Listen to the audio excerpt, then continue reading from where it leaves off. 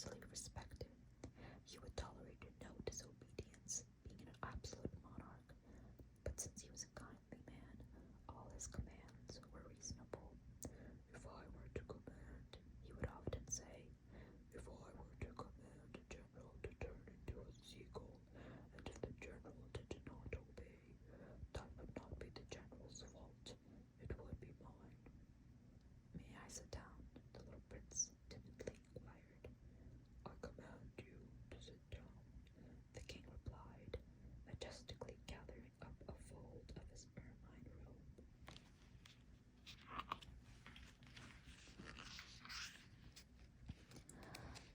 But the little prince was wondering. The planet was tiny. Over what could the king really reign? Sire, he ventured, excuse me for asking. I command you to ask, the king hastened to say. Sire, over what do you reign? Over everything, the king answered with great simplicity. Over everything. With a discreet gesture, the king pointed to his planet, to the other planets, and to the stars.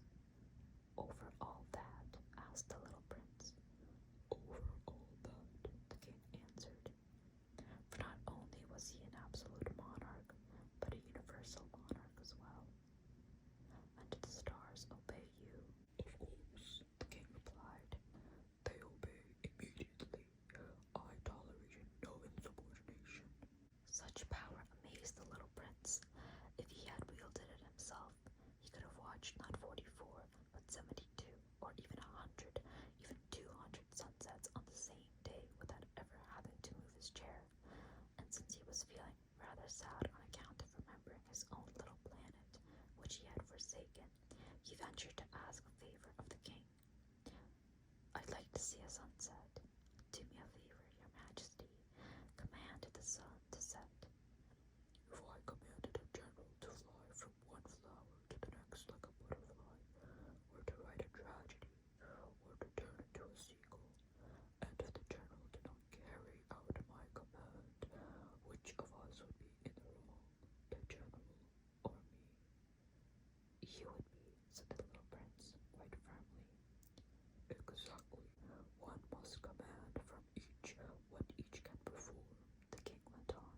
Authority is based first of all upon reason. If you command your subjects to jump in the ocean, there will be a revolution.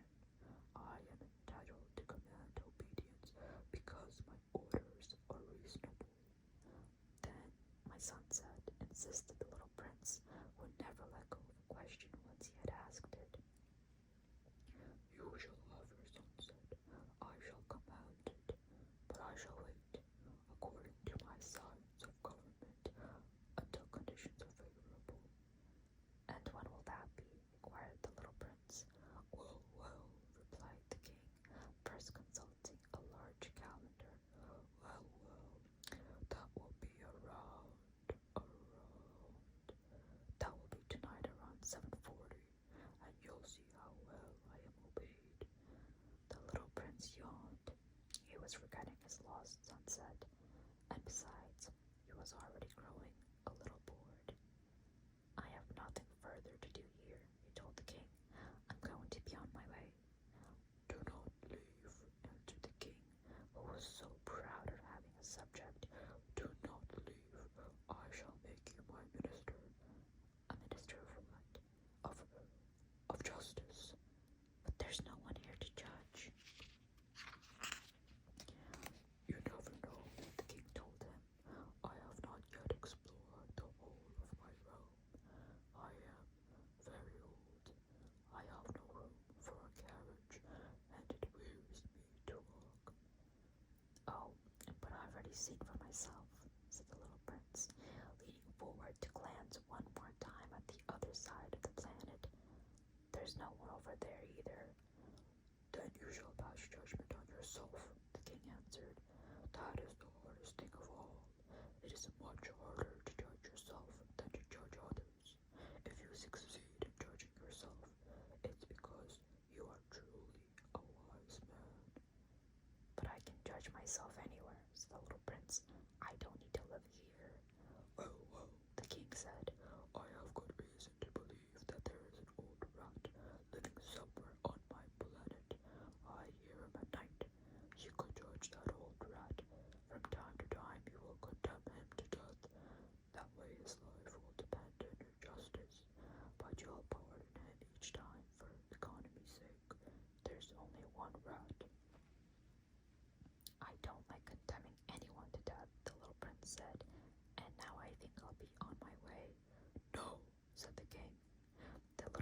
prince, having completed his preparations, had no desire to aggrieve the old monarch.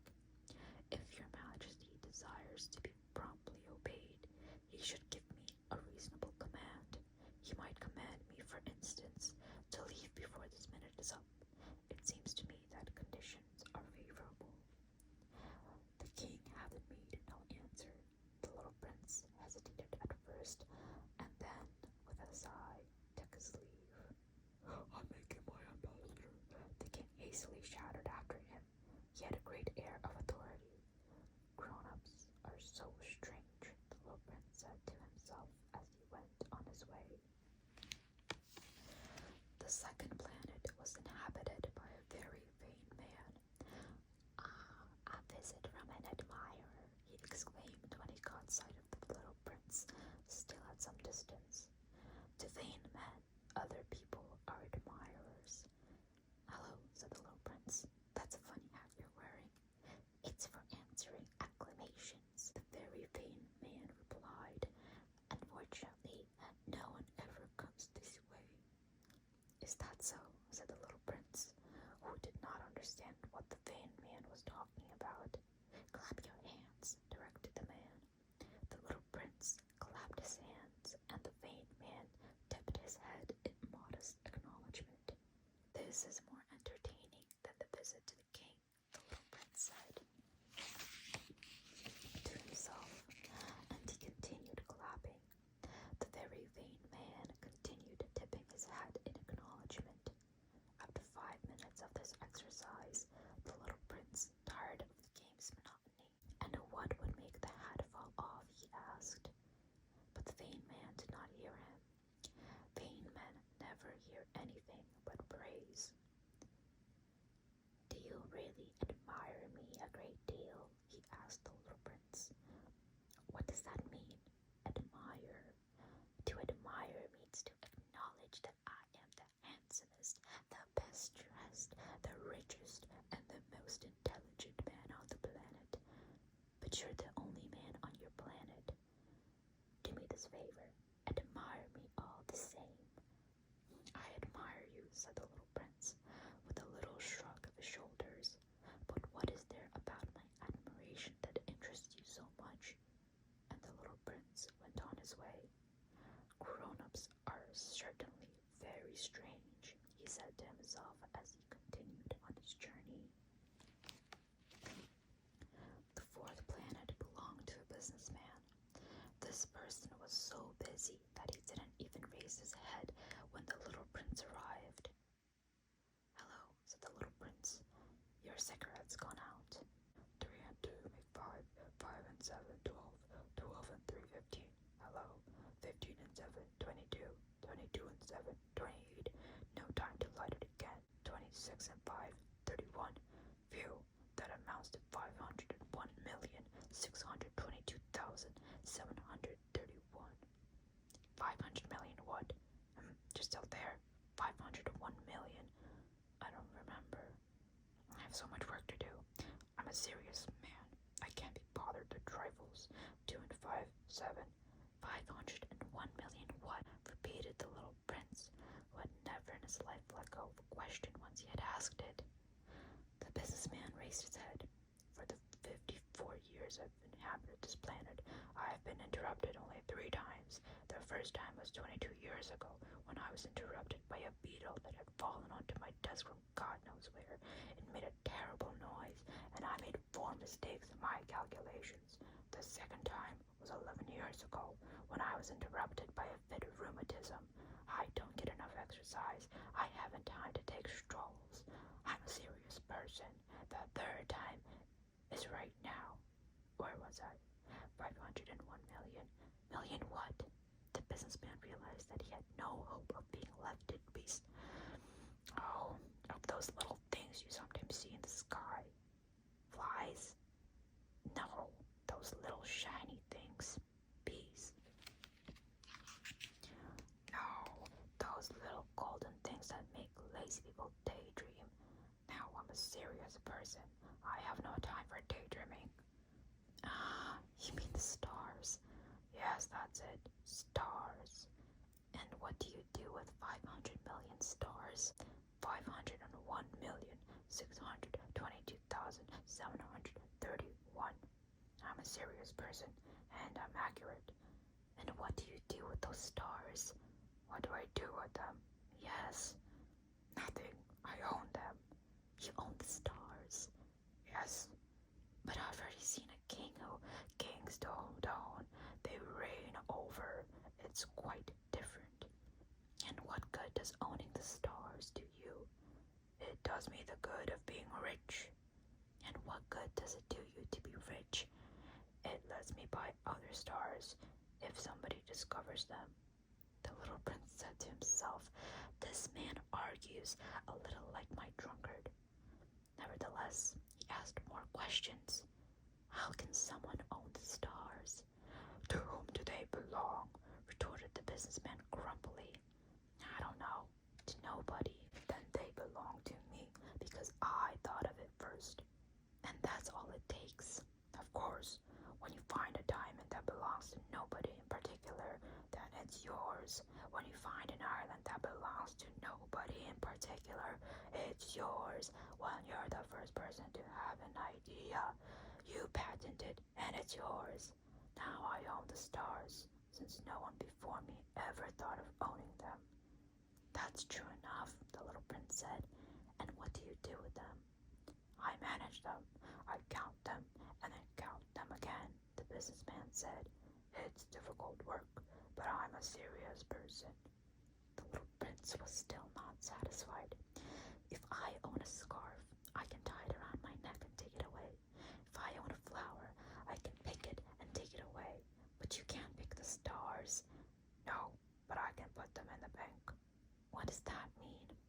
"That means that I write the number of my stars on a slip of paper, and then I lock that slip of paper in a drawer. And that's all. That's enough." "That's amusing," thought the little prince, "and even poetic, but not very serious." The little prince had very different ideas about serious things from those of the grown-ups. "I own a flower myself," he continued, "which I water every day. I own 3 volcanoes, which I take out every week. I even rake out the extinct ones. You never know. It's of some use to my volcanoes, and it's useful to my flower that I own them. But you're not useful to the stars." The businessman opened his mouth, but found nothing to say in reply, and the little prince went on his way. "Grown-ups are certainly quite extraordinary," was all he said to himself as he continued on his journey. The 5th planet was very strange. It was the smallest of all. There was just enough room for a street lamp and a lamplighter. The little prince couldn't quite understand what use a street lamp and a lamplighter could be up there in the sky on a planet without any people and not a single house. However, he said to himself, "It's quite possible that this man is absurd. But he's less absurd than the king, the very vain man, the businessman, and the drunkard. At least his work has some meaning. When he lights his lamp, it's as if he's bringing one more star to life, or one more flower. When he puts out his lamp, that sends the flower or the star to sleep, which is a fine occupation, and therefore truly useful." When the little prince reached this planet, he greeted the lamplighter respectfully. "Good morning. Why have you just put out your lamp?" "Orders," the lamplighter answered. "Good morning. What orders are those?" "To put out my street lamp." "Good evening." And he lit his lamp again. "But why have you just lit your lamp again?" "Orders." "I don't understand," said the little prince. "There's nothing to understand," said the lamplighter. "Orders are orders. Good morning." And he put out his lamp. Then he wiped his forehead with a red checkered handkerchief. "It's a terrible job I have. It used to be reasonable enough.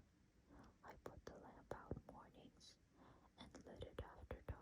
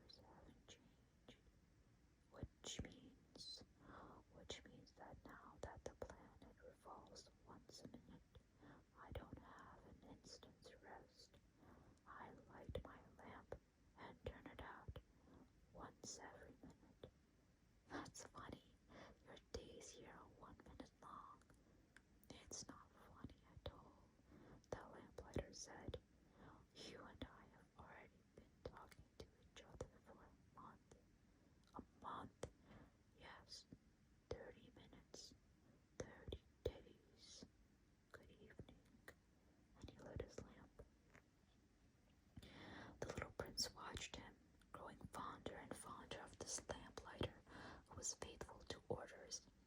He remembered certain sunsets that he himself used to follow in other days, merely by shifting his chair. He wanted to help his friend. You know, I can show you a way to take a rest whenever you want to.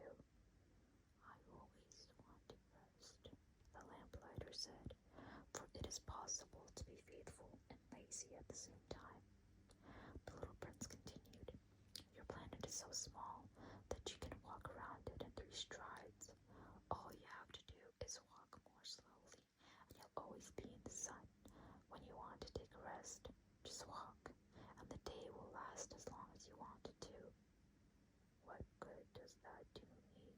The lamplighter said, when the one thing in life I want to do is sleep. Then you're out of luck, said the little prince. I am, said the lamplighter. Good morning. And he put out his lamp. Now that man, the little prince said to himself as he continued on his journey, that man would be despised by all the others, by the king, by the very vain man, by the drunkard, by the businessman. Yet he's the only one who doesn't strike me as ridiculous. Perhaps it's because he's thinking of something besides himself. He heaved a sigh of regret and said to himself again, that man is the only one I might have made my friend. But his planet is really too small. There's not enough for 2. What the little prince dared not admit was that he most regretted leaving that planet because it was blessed 1,440 sunsets every 24 hours.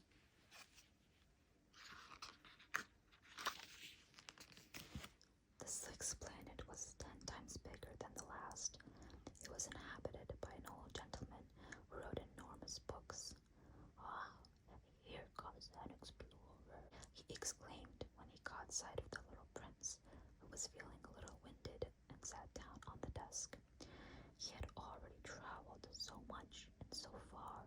Where do you come from? The old gentleman asked him. What's that big book? Asked the little prince. What do you do with it? I'm a geographer, the old gentleman answered. And what's a geographer?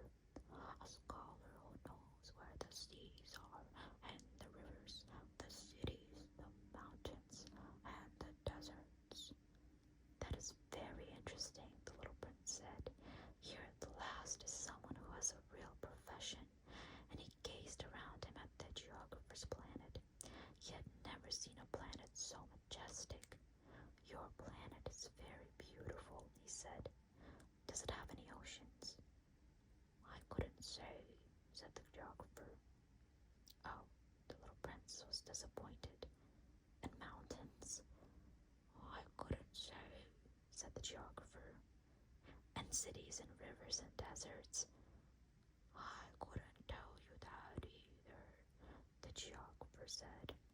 But you're a geographer. That's right, said the geographer. But I'm not an explorer. There's not one explorer on my planet.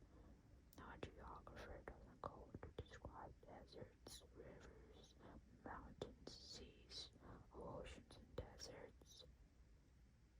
A geographer is too important to go wandering about. He never leaves his study, but he receives the explorers there.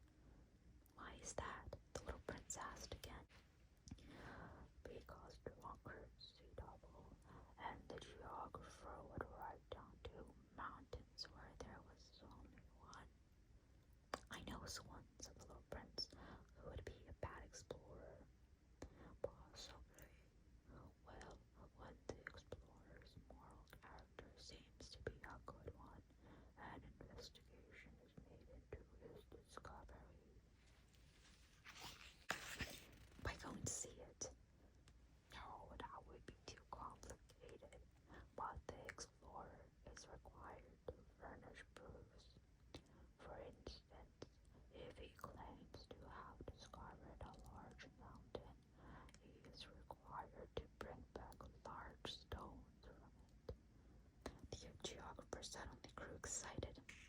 But you come from far away. You're an explorer. You must describe your planet for me. And the geographer, having opened his logbook, sharpened his pencil.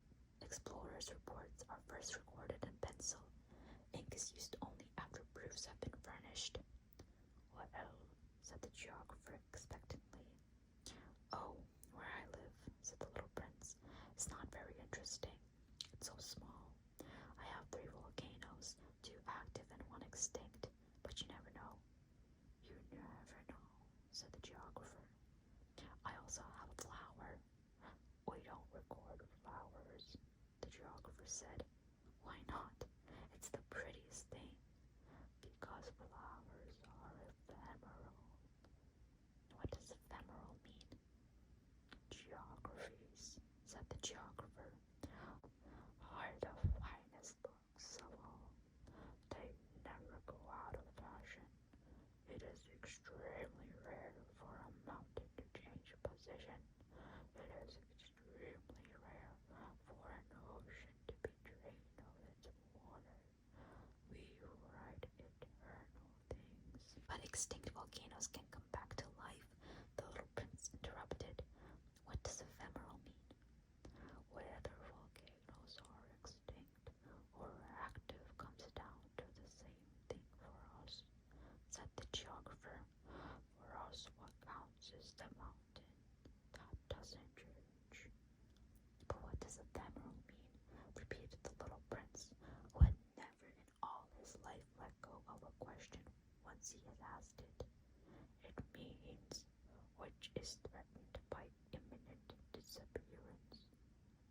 Is my flower threatened by imminent disappearance? Of course. My flower is ephemeral, the little prince said to himself, and she only has 4 thorns with which to defend herself against the world, and I've left her all alone where I live.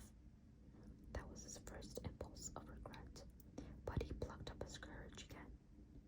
Where would you advise me to visit? He asked. The planet Earth, the geographer answered. It has a good reputation. And the little prince went on his way, thinking about his flower. The 7th planet, then, was the Earth. The Earth is not just another planet.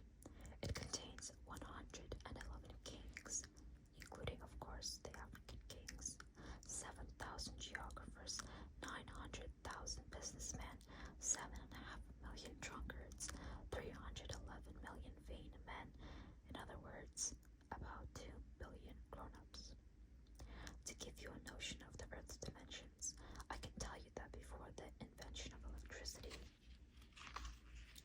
it was necessary to maintain over the whole of 6 continents a veritable army of 462,511 lamplighters.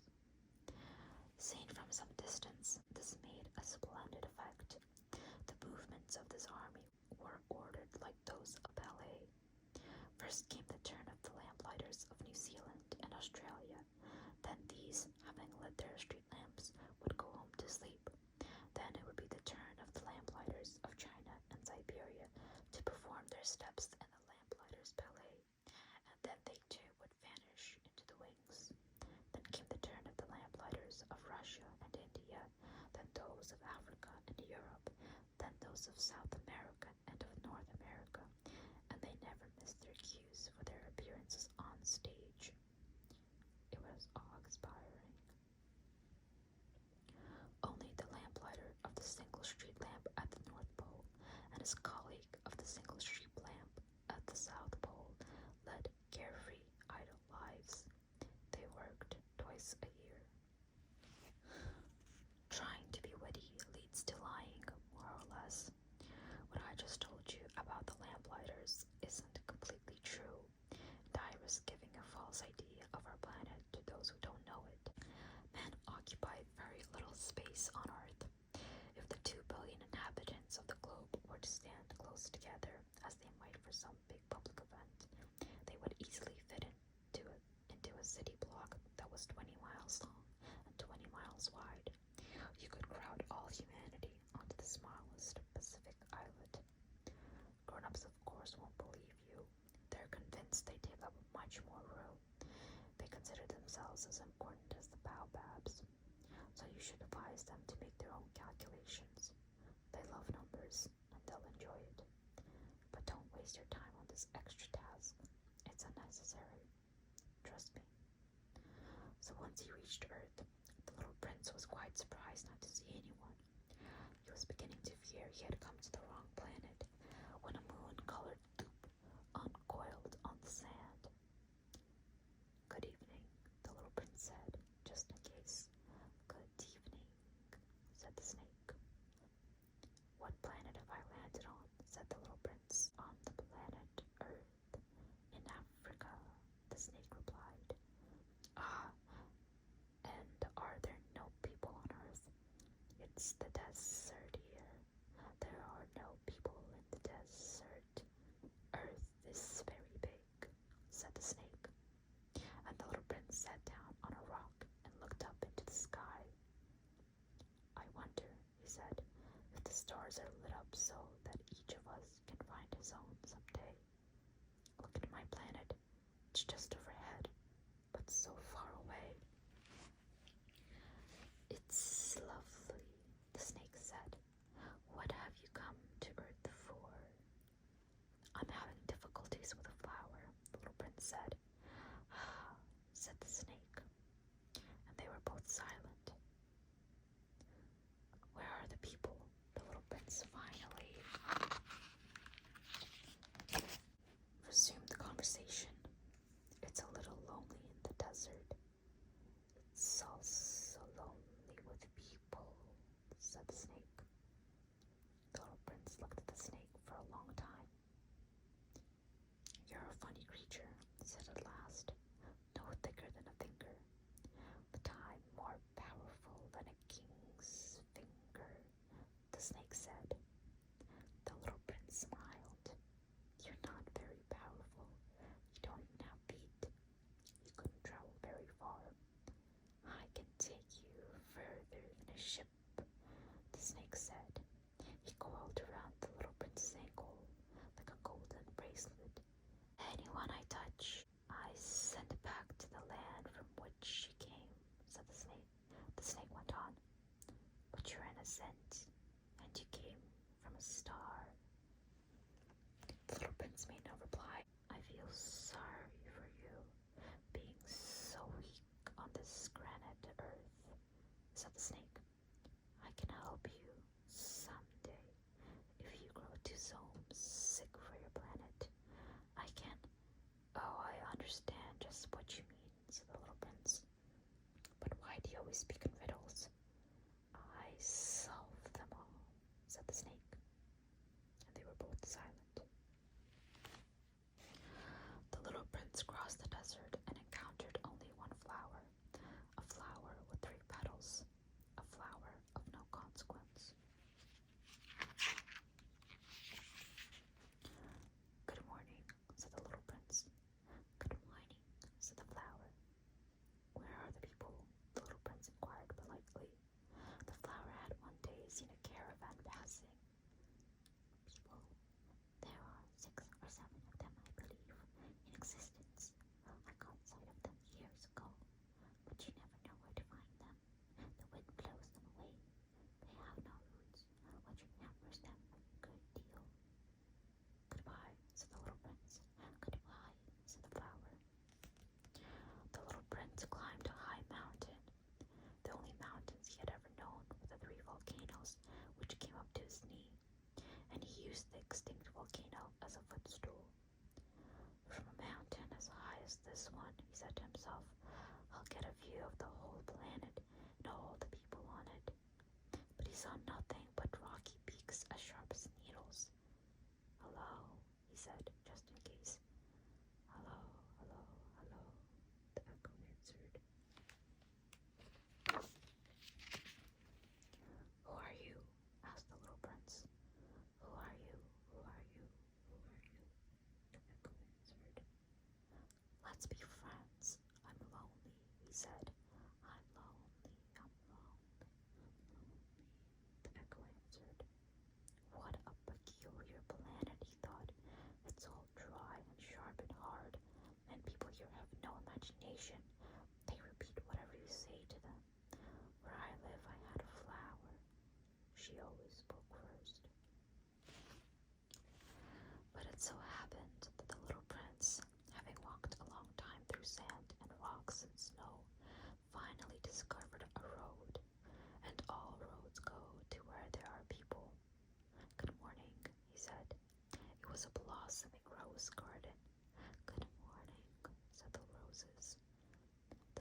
prince gazed at them. All of them looked like his flower. "Who are you?" he asked, astounded. "We're roses," the roses said. "Ah," said the little prince, and he felt very unhappy. His flower had told him she was the only one of her kind in the whole universe, and here were 5,000 of them, all just alike, in just one garden.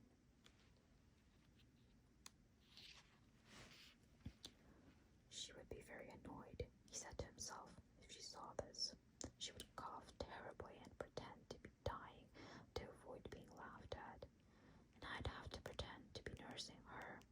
Otherwise, she'd really let herself die in order to humiliate me. Then he said to himself, I thought I was rich because I had just one flower, and all I own is an ordinary rose. That and my 3 volcanoes, which come up to my knee, one of which may be permanently extinct. It doesn't make me much of a prince,